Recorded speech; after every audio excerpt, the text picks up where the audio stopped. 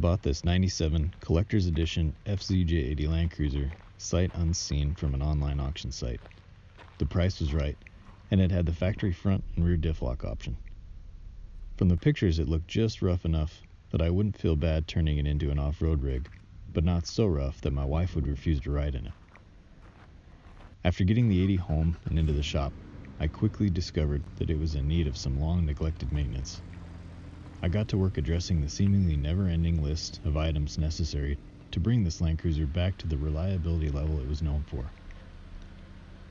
The goal for this build is to have a capable vehicle for hunting trips, light snow wheeling, family camping, and backcountry exploration, while sacrificing as little drivability as possible.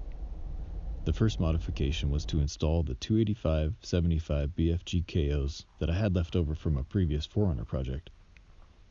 Anyone who's looked into accessories and upgrades for the 80 series knows there are a lot of options.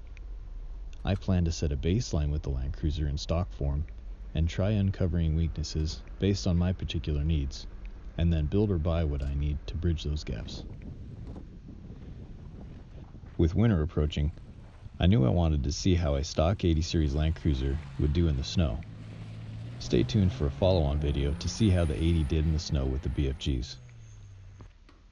From past experience snow wheeling, I knew I would be less than satisfied with 33s as the season progresses and the snow gets deeper.